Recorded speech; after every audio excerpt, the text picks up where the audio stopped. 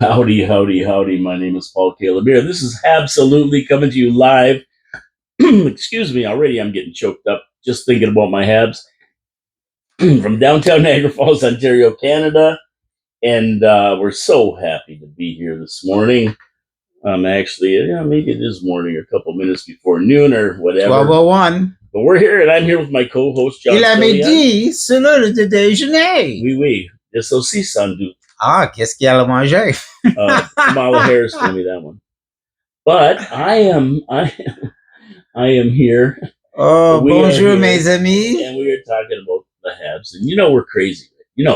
We know that. Everybody knows that. So there's no question about it. And if we talk goofy, it's because we're wacky. Nous sommes de soleil aujourd'hui. Yeah, and you got a great signal there today. You got it, man. We got it. We got signal. We got it. We got everything. Any way you want it. Well, we just got rid of Ted Nugent, by the way. So any way you want it. It has nothing to do with the Habs, right? So, what are we talking about today? We're in the dog days of summer as far as the summer goes and hockey go. But there's still a lot going on, a lot of little stuff going on, a lot to discuss. The news is kind of trickling in. We're not going to see any huge moves, I don't think. And I'm just grabbing this little puff here just to make sure that that didn't hurt at all. And just to make sure we don't puff everybody out of the existence here. And we want to make sure that we cover anything that is going on with the Habs. Discuss a couple of controversial items here today. But we start off with first, John. Qu'est-ce que c'est? Well, we start off with making sure our mics are on. And you know what? My mic is on. But I'm sure you picked me up anyway on the thing because we're close here. We got the mics going all over the place, but mine wasn't on. I'm sure it picked me up. I'm not worried about it. So we're gonna do the what? We're gonna do the 3 stars. And no, that's at the end of the show. They don't do the 3 stars at the beginning of the game, do they? No, they don't. Okay. National anthem then. Okay, let's do it. Oh no, we're not going to do that because neither one of us are really good. Could it be Habs trivia? I think it's Habs trivia. I would say that was what we usually do. Little Habs trivia, and this is going to be a good one here today, because it's a question that I didn't get the answer to be frank and honest with you. And I'm not sure that John's but John's really good at these. He uses this power of deduction. He takes common sense stuff, throws the garbage out, and says, this has got to be it. Elementary. My dear Sherman. So let's go with it. Now, we all know who the Rocket is, right? Absolutely. Well, does Drew know who the Rocket is? Oh, yeah. Okay, Drew would know the Rocket. Okay. Drew Dekes, our buddy who's not here today, but we always mention him because Drew's an interesting case study when it comes to Habs. He's the nouveau Habs guy, whereas we're the old timers from way back in the 60s. So sometimes Drew doesn't know who we're talking about, but he does a heck of a job with trivia. He gets them right a lot of the time. He's working hard. He is working hard to learn the Habs from us. So we all know the Rocket, Maurice Richard. He wore the number 9 on his jersey. Nif. But why did the Rocket choose number 9 rather than another number? And I'm going to give you 4 reasons here. Okay. And see if you can decipher what the correct reason is. He was the 9th child in his family. No. He felt it was lucky after scoring 9 goals in his first training camp game with the team. That's a pretty amazing number.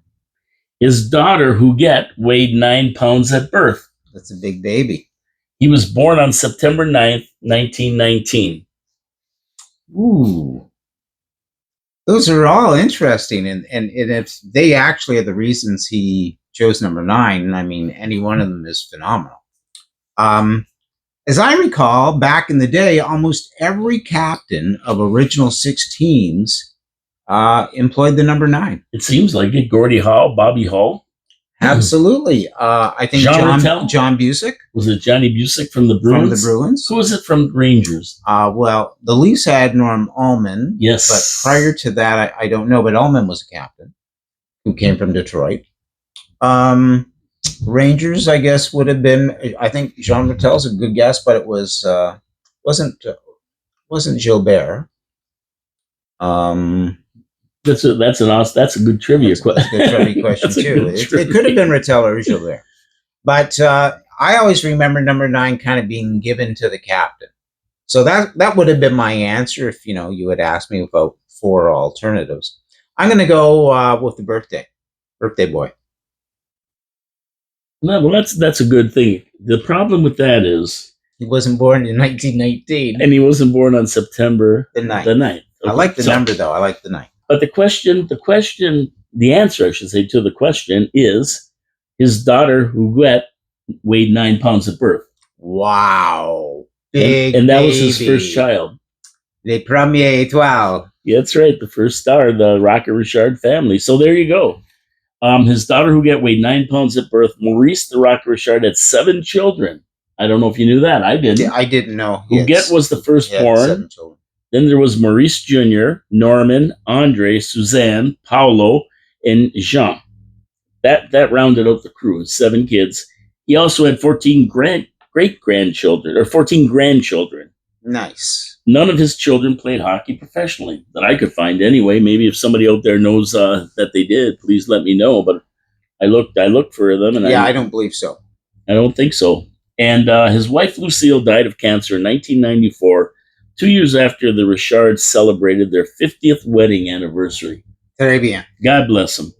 Maurice was actually born on my mother's birthday, August 4th, 1921. Wow. Yeah, he was born on August 4th, so 1921. So he'd be 99 today. He would be, 99, right? Right. He's born on your mom's birthday. Yeah. Well, he would be born on August 4th. He was born in 1921. Oh, my mother was born in 1925. Gotcha. So he'd be He'd be 4 years older. 103. 103, yeah. 103, 104. And he died on May 27th, 2000. The day I definitely had tears in my eyes after the presentation at that would have been the Montreal Forum. Back then, they've been in, they've been in the Bell Center. Gone to the Bell Center. Yeah, and Richard was the first non-politician to receive a state funeral in Quebec, an honor to the great man that he was. C'est magnifique. Yeah, I mean, I remember that day when they had that thing, and I was like, we just lost one of my childhood heroes. He's up, him, John Bell. The best hockey player ever. He did set records. Many NHL records in his day, the most notable scoring 50 goals in 50 games and being the first NHL player to hit the 500 goal mark in his career. I always thought too that was even a shortened season. When he scored 50 goals, it was a 50 game season. I don't know if he played all 50 games. And I don't know what year he scored 50 goals in, but he did have a shortened season with the Richard Riots. So this prolific scoring machine never won a league scoring championship, with his best being in 1955 when he led the league in points.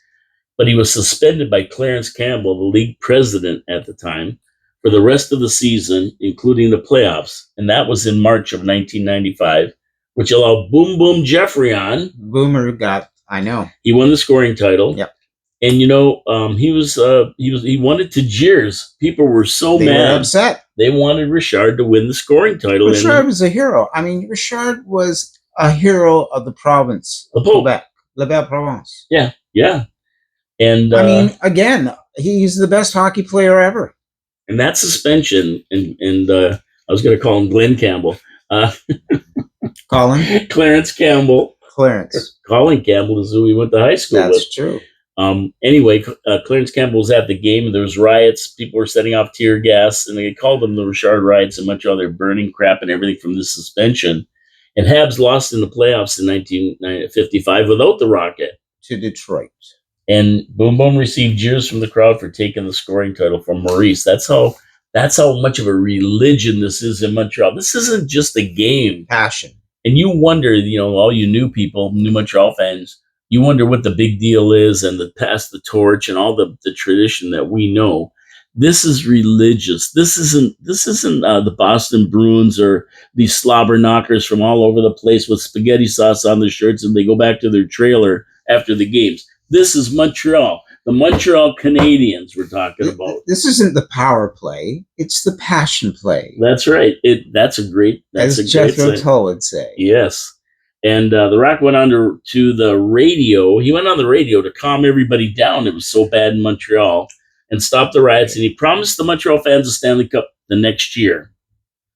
His brother Henry joined the team. Henri joined the Habs in the 1955-56 season. And the Habs went on to win 5 straight Stanley Cups in the next 5 years. The Pocket Rockets. Yep, and a record that'll probably never be broken. Today, you can't even win one. The next year, it's hard to come back and win another one. But imagine winning 5 in the late 50s. Maybe in 5 or 6 years' time, we'll see that again. Maybe the Habs will do it again. They'll break their own record. Wouldn't that be awesome?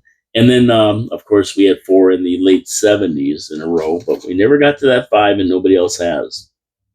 So that's why he wore number 9. A little bit of history and trivia about Rocket Richard, my favorite player. I mean, I love John Beliveau and the rest, but man, the Rocket, when you saw him play, the intensity in his eyes, he wasn't a big guy. His eyes. Yep, he wasn't a big guy, but he was tough.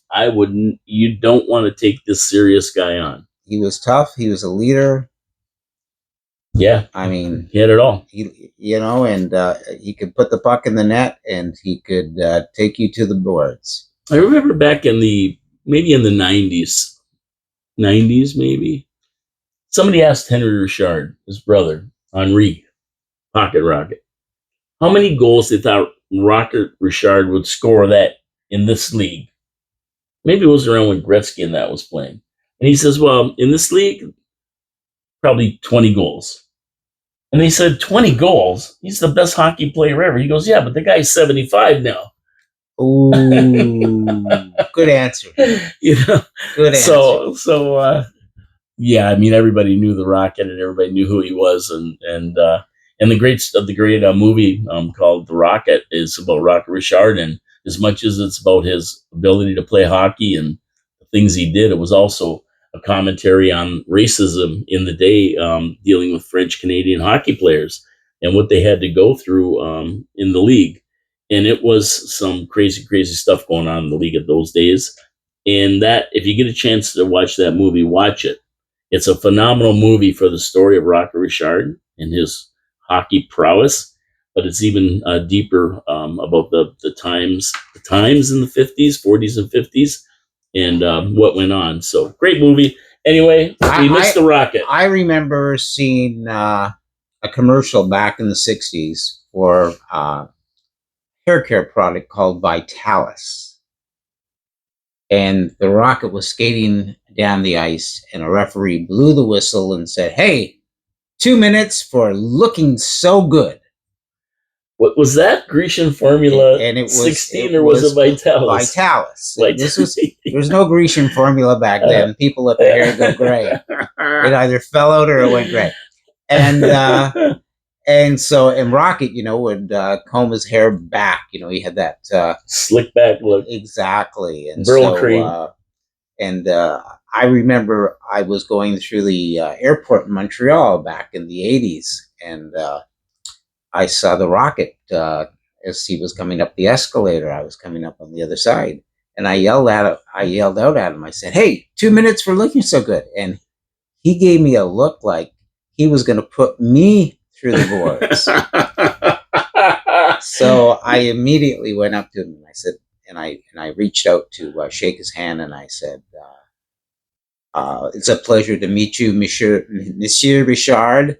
I listen to you often on the Q107 Toronto Rock Report, because a lot of the guys at Q were big Habs fans, and they had the Rocket on the Rock Report, and he had done some throws for them, like hi, this is Rocket Richard, and you're listening to the Q107 Rock Report. Right.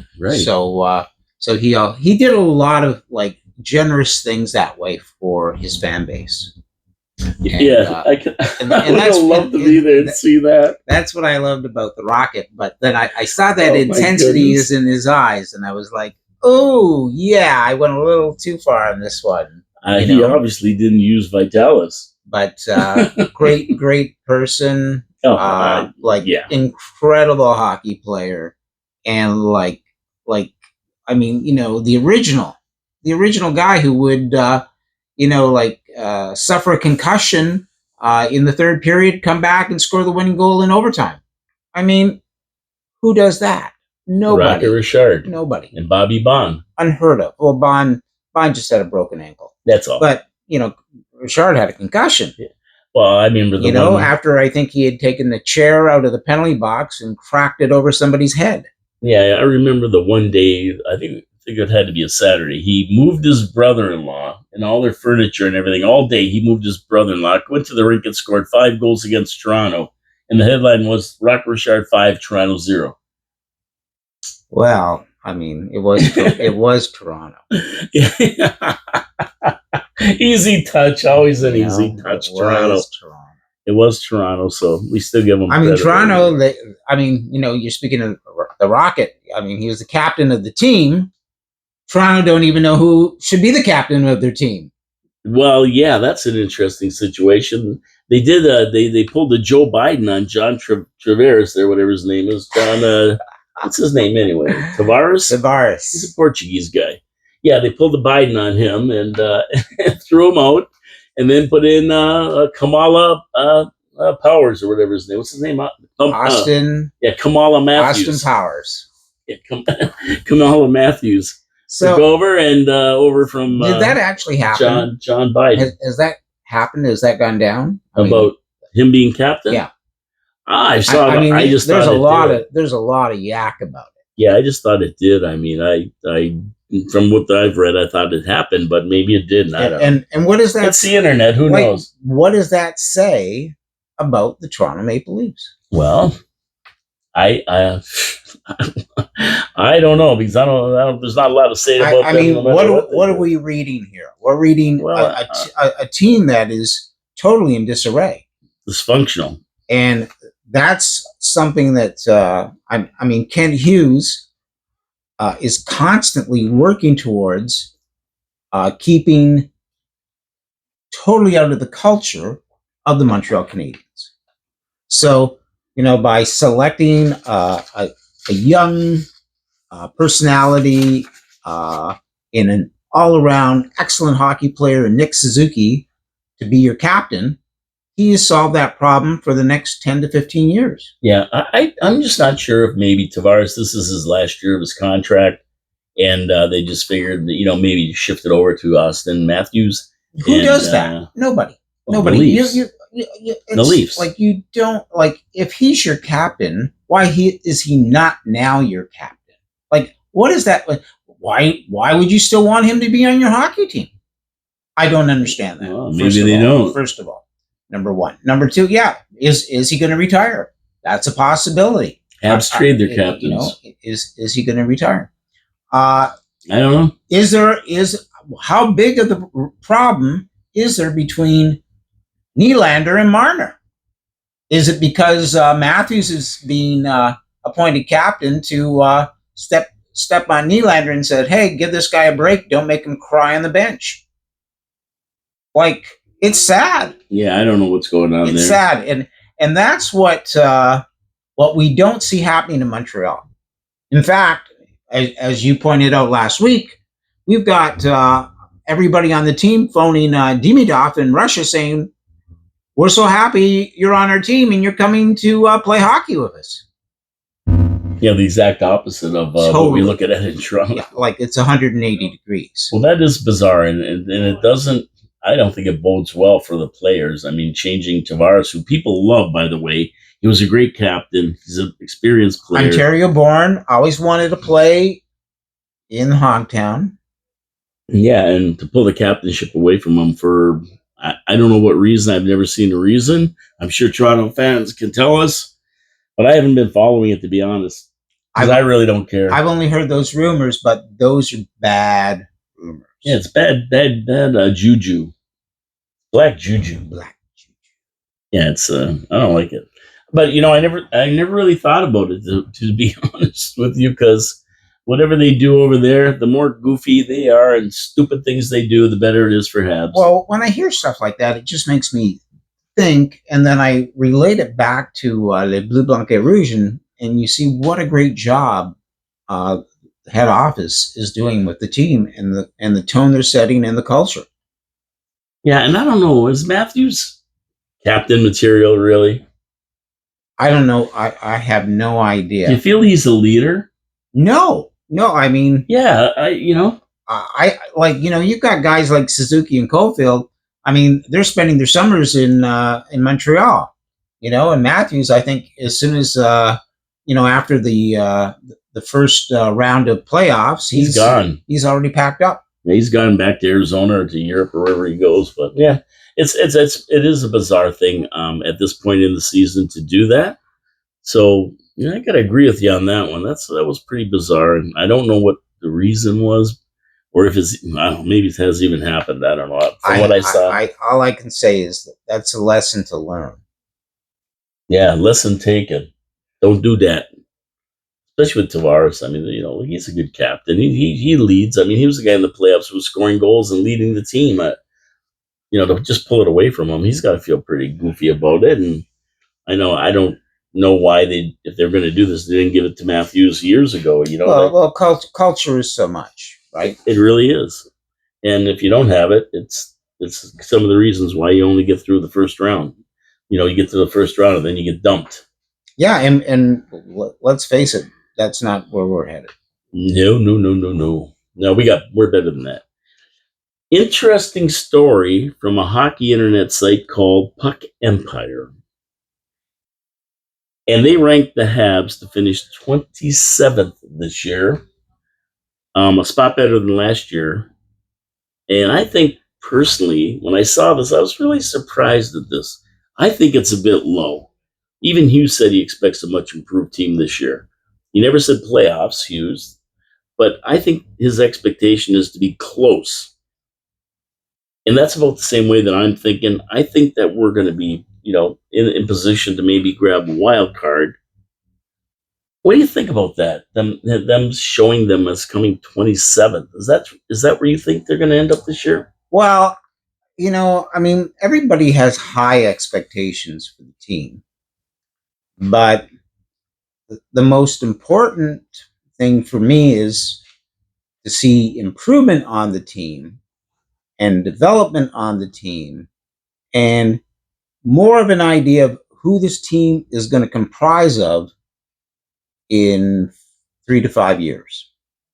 Yeah. I mean, that's you're on the 3 to 5 year cruise where we're going to be building and building. Then all of a sudden we're going to be there, and once we're there, we're staying for a little while. Absolutely, right. That's your take, and it's always been. I mean, you've been consistent with that from day one, talking about where the Habs are going to end up last year and where the Habs are going to end up this year.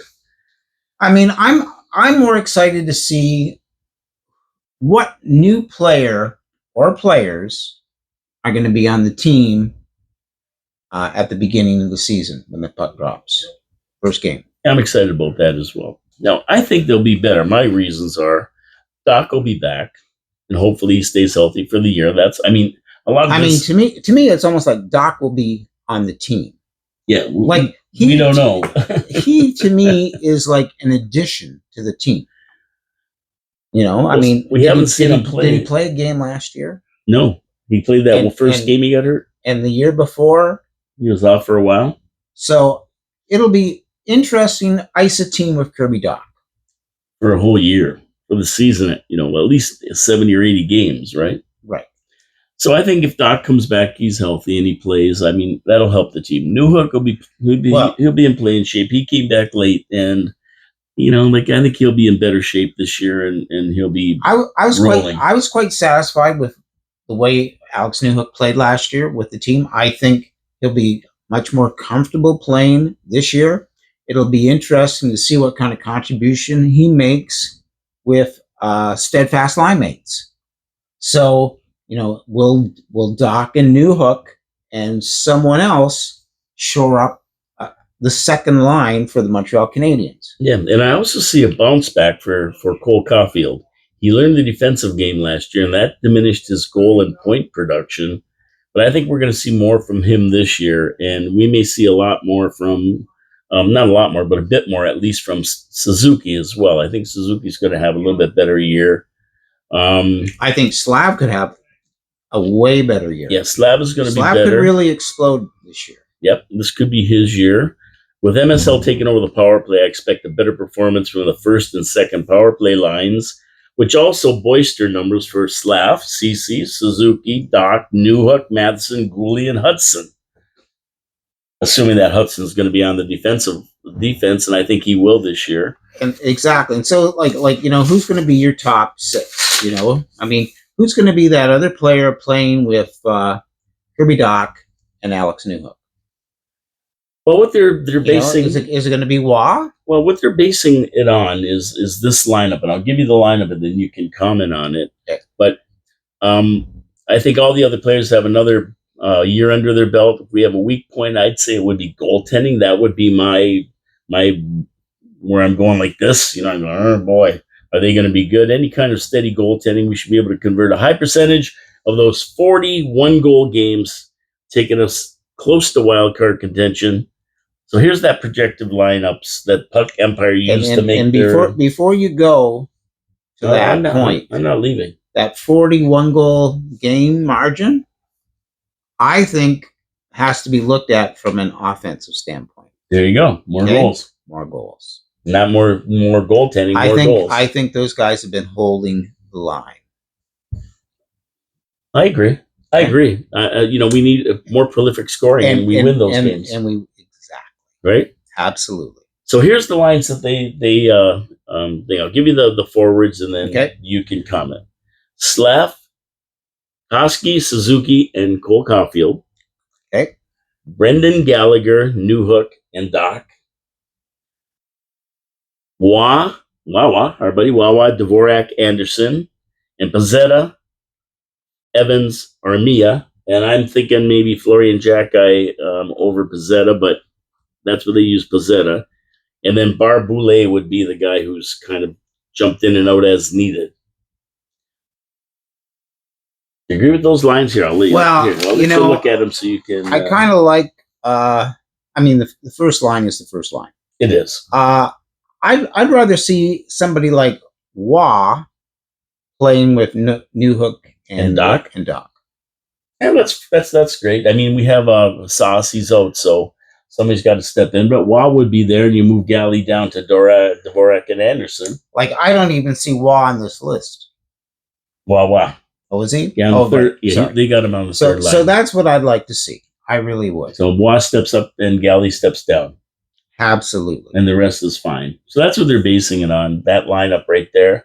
And Gallagher played really well last year with was it Armia? I think he was with Armia. And not Evans, maybe Dvorak. Whoever was clicking at the last 10 games, they had a line. And I'd keep that line intact, whatever that was. Yeah, was it Anderson? It could have been. It could have been like Anderson, Gallagher, and Armia. Because Armia was he came up last year too. I'd keep that line together. Yeah, whatever it was myself. Last year. That was a solid third line for them. Gave them a little bit of production that they weren't expecting. And they projected Matheson, Gooley as pairings here, Hudson, Savard, Mayu, Jacki, with Barron and Harris thrown in. Wow. Well, I like the idea of Logan Mayu and Lane Hudson playing on this team. Yeah, well, Mayu and Jacki did play together in Laval when they were both down there. And they were pretty successful, so maybe they're going to team them up again. Barron and Harris are the odd men out, so you could swap in Barron or Harris for Mayu if he doesn't get through training camp and meet the expectations of the team. Yeah. But I think the other ones, Matheson, Gooley, Hudson, I think will play. I think Hudson will definitely play on the Habs, on defense, when the season starts. I mean, the only other thing is I'm looking for, are we going to onboard a forward? I mean, I already consider kind of Watt as part of the team, from last year. Yeah. Is there anybody who's going to actually break out in training camp and be on this team? Is Owen Beck going to be on the Montreal Canadiens? Well, Owen Beck is a possibility. He's highly touted. I think a lot of answers are going to come in September when they open up their preseason and the training camp. I mean, Owen Beck may still be in the AHL to start the season, but I mean, this is now, and this is why you're not seeing a lot of moves being made by Ken Hughes, is because he has to start onboarding these players and deciding which player he's going to keep and which ones he's going to let loose. Should I stay or should I go? You know, that's more of a priority than acquiring other players. And if anything, what he'll want to do to make room at one point is moving a guy like a Savard, like an Anderson or a Gallagher off the team to make room for people. Yeah, it's a possibility. I mean, we do. Or a Pizzetta. Well, I mean, look who we got here. Andre Waugh, right? Waugh. Yeah. I like him, and he hasn't really had a great chance yet, but I think he may prove himself. But if not, I mean, you know what? Dvorak's definitely going to be gone eventually. Anderson, right now, there's been a lot of rumblings about Anderson and where he's going and, you know, all this other stuff. Especially with Edmonton, they have a couple of guys they got to get rid of to make cap room. Anderson, first round pick, we'll take him off your hands. Kind of like the deal that he did with Monahan, right? Which is an interesting idea and could happen. Yep. There's no guarantee Pizzetta's going to be there, or Evans, or Armia. I mean, you remember Armia at the beginning of last year? They had him on the block, and they actually put him through waivers and sent him to Laval. But Armia played fabulously for the Habs. Yeah, he did. He came back. When he came back from Laval, he was phenomenal. He got to 20 goals, I think. But we got to be careful here. We're kind of pushing player development.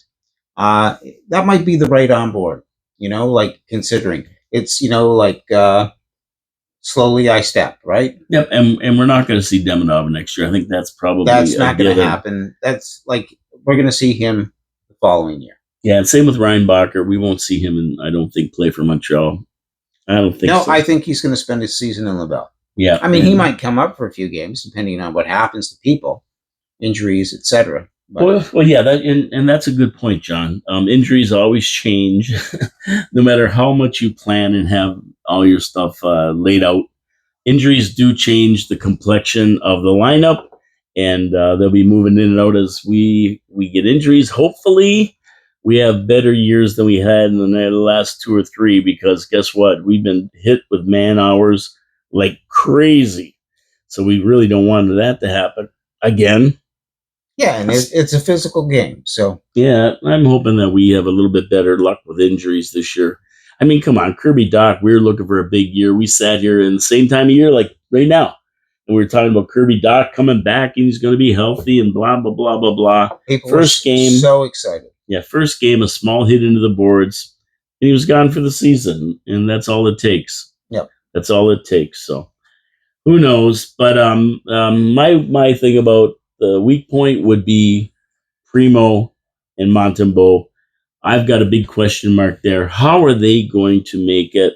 And if they give us steady goaltending, and I'm not talking about Vezina Trophy goaltending or anything like spectacular, where I'm just talking about steady, where they stop the puck when they should. They don't give up goals at critical points in the game. And our forwards start taking advantage of that and putting pucks in and holding on to leads and cementing games, putting the knife in, putting these games away when they should, and just turning around some of these 1-goal games that we had last year. If we could turn around a good percentage of them, even 25 or 30% of them. Well, I mean, think about it. We could be close. If Waugh has a career year, which we expect he can have, I mean, he could easily give us another 10 goals for the season.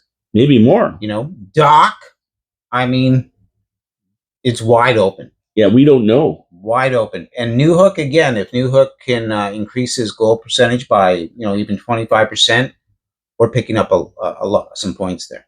Yeah, exactly. So we'll I think Slavkovsky's ceiling is huge. I don't really think he really didn't hit his mark until halfway through the season. If he plays the last half of last season, if he plays the full season as such, it could be a great year for that line. Yeah, exactly. And a little bit of solid goaltending. You never know where it takes you right at the end of the season. I thought the goaltending was relatively solid. I thought they had. I think it could. I think actually, if you lead more, you'll get a better result from your goaltending. Yeah, and also I think we've got a guy who's a journeyman, Matheson. Cooley's got a couple years under his belt now, at least one. Hudson, well, he's new, but we saw what he can do. I mean, he's going to be something else. Savard, well, he's our steady guy. I mean, Savard's always good. And Mayu, if he does come up, he's going to be great. We know Barron and Harris can do it. I don't have a lot of confidence in Harris, but Barron, if Hudson and Mayu play and start to play to the level of expectation, it could be a huge game changer. And that right there is going to help Montembeault and Primo, right? Absolutely. Now, if Jack Guy has a much more solid year than the year he had last year, especially at the start, that'll mean a lot, and not taking bad penalties. That'll be a very big deal. If Matheson can continue to lead offensively as well, and if Savard can have another year of solid backstopping for that defensive core, we're sitting really good. Yeah, and I think those 40 games, we may flip some of them just from some experience. So the increase in the defensive core, playing better, playing more solid, as well as reduced penalties, will make a huge difference in this team. And that can take them from 27 overall. That's what they're saying. To maybe 24, 25, real easy. 2 places? That's 3 places, 2 or 3 places. Oh, no. We're going to be like, we're going to be close to like 17 or 18. We shall see. Yeah, well, that's it. The results will be the judge. I said that. Absolutely. I'm the optimist. I said that last year too. And then everybody got hurt and everything happened. And then that was the end of my prediction. Things happen. And they say something else happens, but we'll be polite. Anything can happen. We'll be polite. Now, everybody talks about, or even me, not everybody, me and some other people too, talk about getting into the playoffs. But before we can even think of getting there, do we have a path to get there? That's my other question. So we have to look at the teams here. And if we look in our own division, I'm thinking Florida. Stanley Cup winners. They're going to be in the playoffs next year. I kind of think so.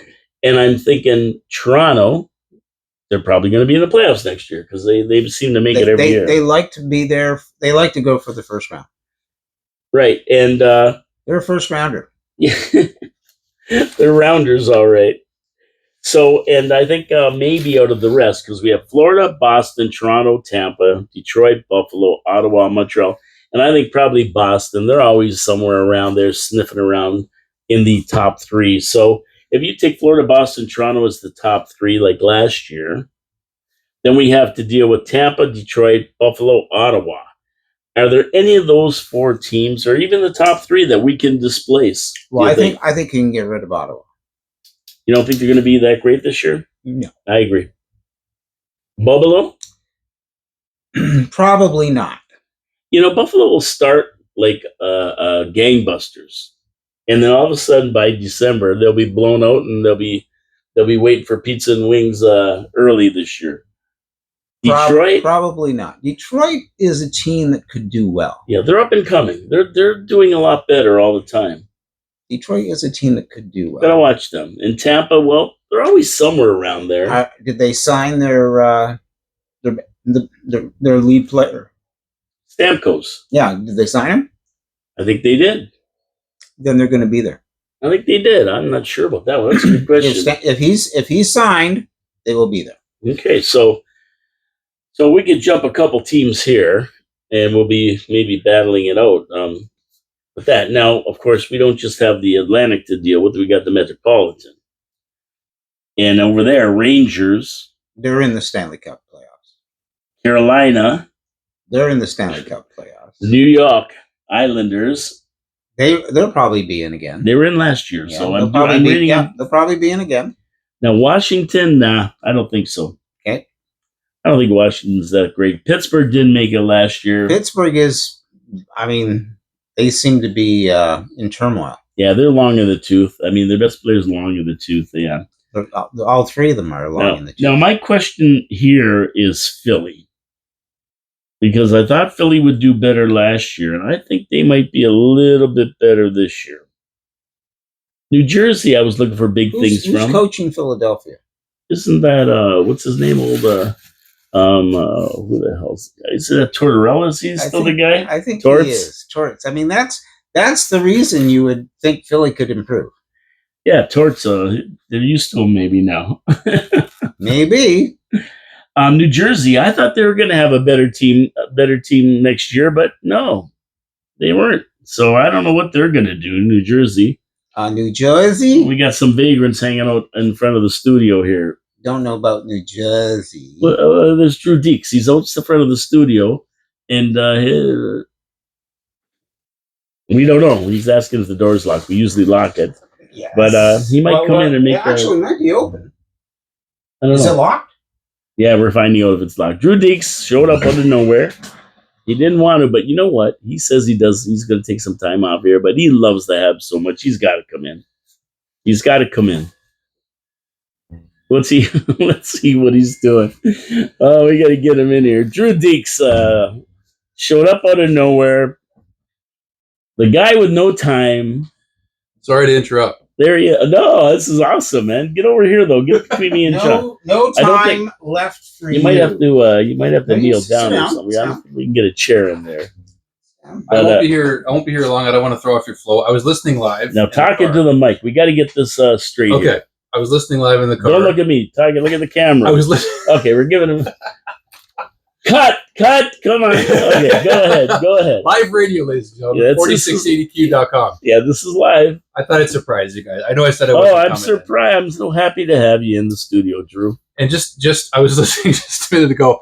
Stamkos is with Nashville now, by the way. Right. Yeah. So before the comments go off. That's good. Okay. Yeah, good to know. We never claimed to have great memories at our age. So that's okay. We still love you. We don't follow we do take magnesium, though. We do magnesium.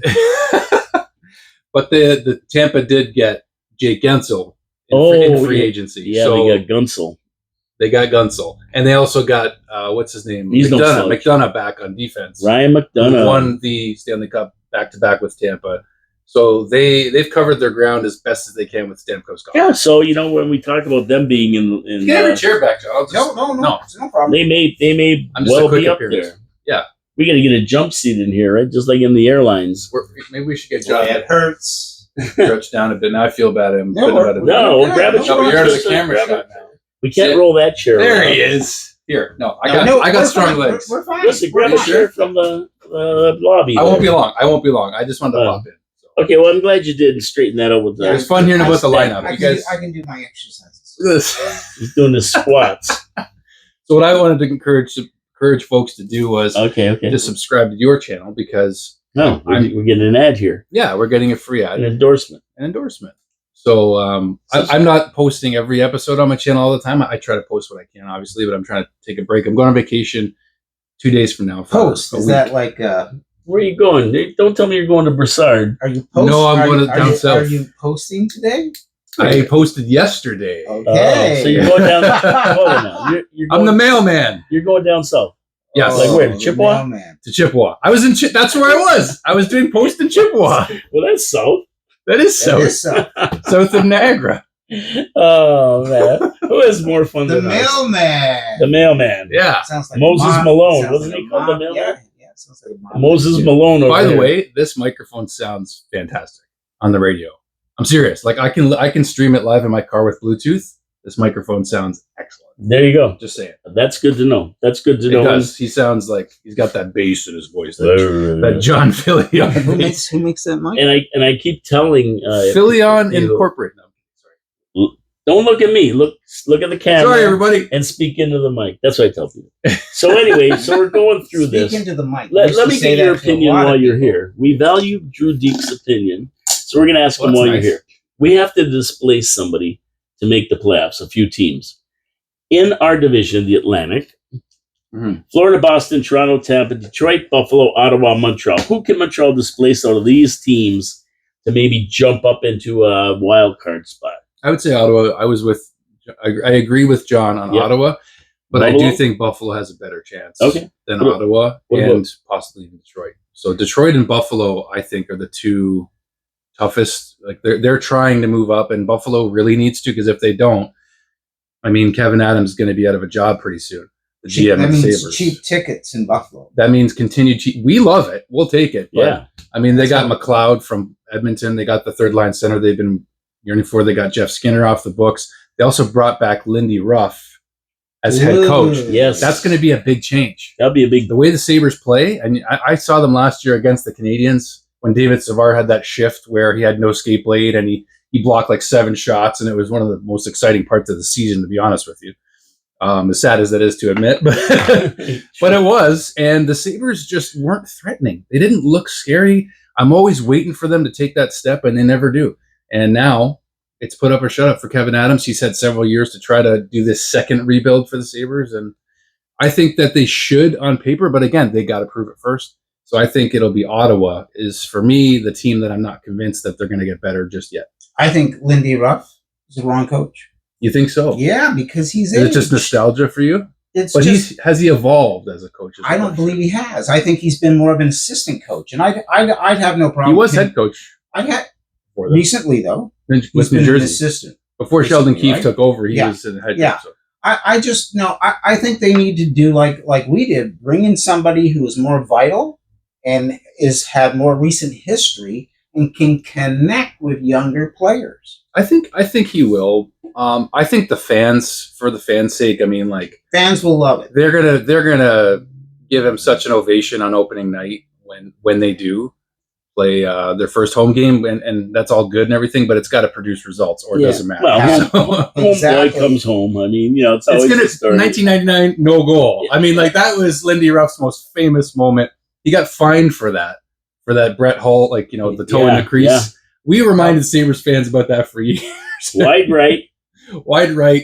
No goal. Yeah, that's right. That's right. And that was a goal. You got to change the narrative pretty soon, Buffalo. I mean, they are just dying for a championship. Now, over in the Metropolitan Division, we got Rangers, Carolina, New York, Washington, Pittsburgh, Philly, New Jersey, Columbus. Any of those teams that you think can be displaced? Columbus. Yeah, well, Columbus. But New Jersey did terrible last year with Lindy Ruff. Philly I think they might be an up-and-comer. But Washington... is it Michkov?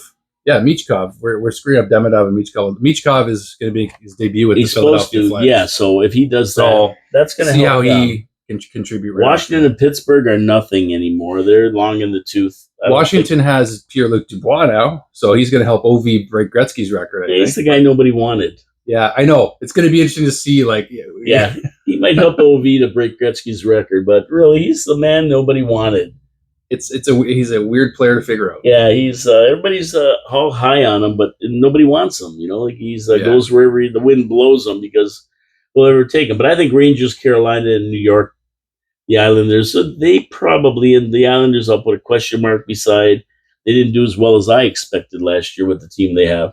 But the Rangers, Carolina for sure. New York, I think Philly will be coming up.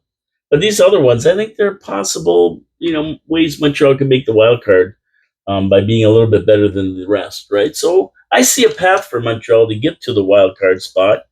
And if not a wild card, I think 17th, 18th. John thinks they're going to be 24th, somewhere in around there. Puck Empire said 27th. No, they won't be that low again. I don't think so. They if they stay healthy, which is always the question mark, but they've been very unhealthy the last couple seasons, unfortunately, which has helped their draft.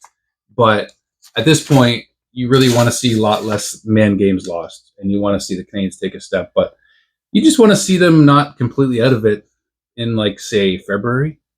You know what I mean? January, February, when it's really cold out and there's nothing to do but watch hockey. You want to see your team still relevant. because when they're not, it's pretty boring.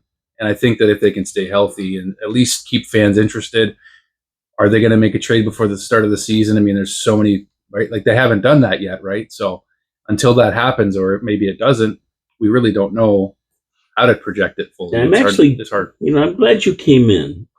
Are you? Yeah. Because I've got a controversial subject here that I want you to weigh in on. Okay. And I know this is going to be 2 against 1. Okay. Right away. I know it. I like that you have a different opinion. That's what makes it interesting. Should Carey Price have his number retired? Oh, gosh. Now, do you want me to start? I think you should. Okay. Ken Dryden thinks so, but I don't. He's his buddy. Yeah, but I don't. Okay. Sure.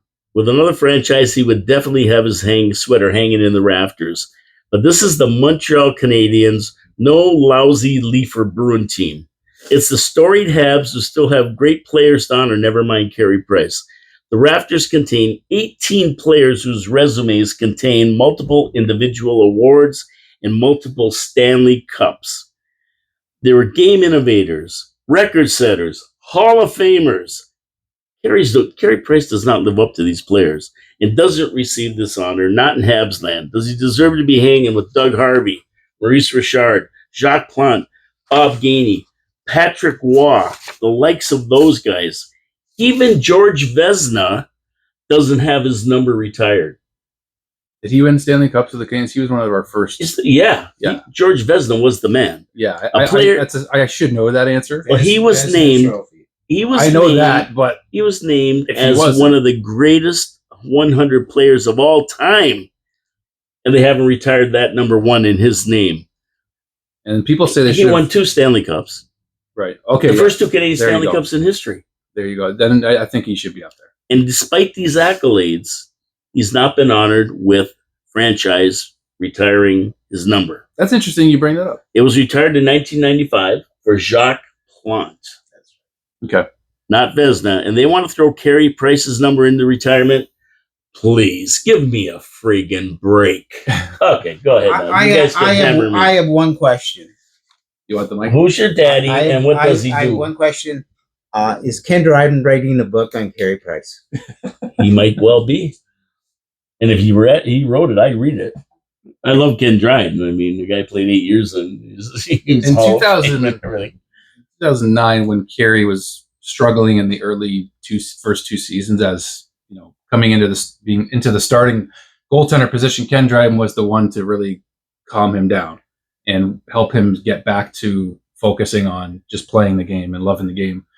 And Ken Dryden's been he was a huge part of Carey's early career in trying to just help him block out the noise, because there was a lot of it when Halak was having that great playoff run in 2010, and they had to decide whether to keep Carey or Yaroslav Halak, and they kept Carey. And it ended up being, I think, the right decision in terms of individual statistically, regular season wise, even playoffs. Carey performed well at every level. It's up for debate about it. It's just like, he is the winningest goaltender in Canadiens history in the regular season. He is. That's true. But they raised Stanley Cup banners more than anything else, right? That's kind of your argument there. So he didn't bring us a Stanley Cup, but it's so he's done a lot. I don't know. I don't think I can just make a decision. If I had to say yes or no, I'd probably say yes, just because I like the fact that I don't like the fact that so much relied on him. That I don't think the Canadiens. Good point. Put like the team they're building now, like Jacob Fowler is probably just like licking his chops coming into a team like this, because he's going to come into a team that at every position has such strength that he's not going to have to be the all-star every single night, whereas Carey had to be. So I don't think Carey had a fair shot in some senses. You could look at 2014, 10 years ago, when he got injured against the Rangers in the conference final as the turning point of his career, where that was probably his best chance. We had a better chance to beat the LA Kings in the finals than we did to beat Tampa Bay 3 years ago. I mean, in my opinion. That's true enough. That team was on paper 2014. I don't know. Like, it's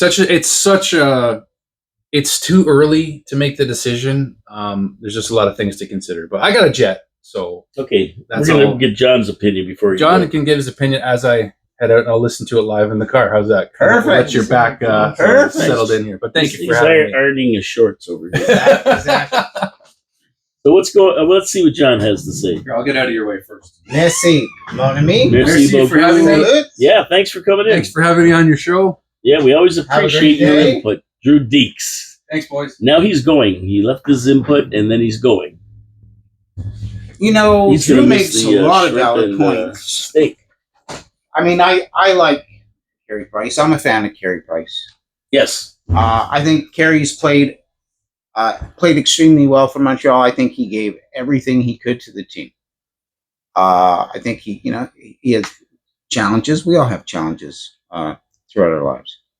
But I think, Paul, you make a very good point, is that the echelon of players that hang in the rafters of the Bell Center are Stanley Cup winners.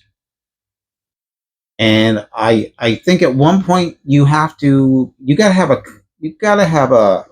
cutting Cut off line, or whatever. and for a team that is as historic and such a winning team as Montreal, I think we have to hold a bar, a high bar, because there are so many players already hanging in the ceiling. And so for that reason, I don't think it's justified for Carey Price to be hanging in that ceiling right now. Now, where I would love to see Carey Price is the Circle of Excellence that goes around the Bell Center. All the greats with their pictures and statues or whatever the heck they have there. I've never been there, but I heard about it. Well, I mean, Carey Price that would be excellent. Needs to be held with esteem for his contribution to the Montreal Canadiens. Agreed. There's no doubt about that. He's going to be Hall of Fame. And that's great. But at this point in time, we're looking for a team that goes to the Stanley Cup. I mean, they made their run. They got to the finals, which was great. Shea Weber.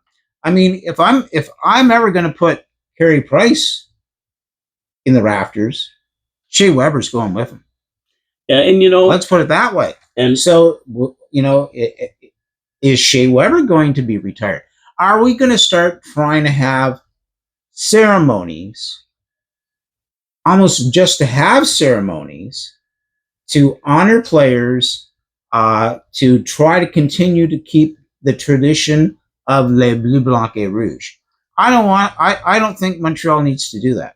I think Montreal needs to buckle down and do the work over the next 4 to 5 years to have a team win the Stanley Cup, so that 5 to 10, 15 years later, it will be a no-brainer that there'll be players having their jerseys raised into the rafters. Yeah, and having said all that I said, right, I believe number 31 will be retired. Even though I said I don't think he should be, that has nothing to do with what is really going to happen. And there's so much reverence for Carey Price in Montreal, all the good things he's done for the city, all the good things he did for the Habs. And whether I like it or not, I think that his jersey number will be retired. It will be raised to the rafters. I just think it'll happen. And when you got a great like Ken Dryden saying it should, gee, boy, that's a big statement from one of our icons, So, well, what I see happening with a lot of teams, and I see it. I mean, we live here in the province of Ontario, and we see a lot of stuff happen. And or not happen. Up the street from us, we see a team continually having ceremonies to celebrate players from like 50 years ago. The ham and eggers come out, right? That's not who we are. That's not who the Montreal Canadiens are. And that's what the brass, the ownership has to be responsible for, is, it's nice to have a night to celebrate history, but that doesn't mean you have to retire a jersey. So you want to honor a player, great. You want to honor a team. You want to remind people of contribution. But in that being said, it's like, let's not have a ceremony to try to keep connected with the past. Let's solidify a future that keeps us connected to the past. And there you go. And on that note, we are getting out of here. Thank you to everybody for listening in. It's been a great show. We had a surprise appearance from Drew Dekes, which we always love. Love his input. And we'll be back next week at noon Drew on didn't Absolutely. have a red sweater on. No, he didn't. He I'm was a little upset he had by that. a leaf blue sweater on. I don't know what that was. I don't know. It looked like a robin or See a spy? Looked like a bird egg or something. Some kind of spy. No red on. Something's up. Yeah, you gotta wear red. Anyway, we're out of here. This is Absolutely. My name is Paul Kalemir. Thank you for listening in. Don't forget, if you watch our video, throw a comment down. Tell us we're goofy. Tell us we don't know what we're talking about, or tell us we're great. One or the other. We love your comments. Keep them coming. Give us some likes. Obviously, we appreciate those. And share. Share. Please share this video with all your Habs families and friends, and ask them to continually share it out as well. Yeah, we want to get the word out. Let's get covered across this great country of Canada. Yeah, and we're sitting here. Let's face it, Canada, Canadians. Yeah, and we're Montreal, Canadian, and we're getting closer to the start of the season. I can't wait. Paul Kalemir, John Fillion, my co-host. Bonjour. See you next week on Absolutely. Take care, everybody. Ciao, ciao.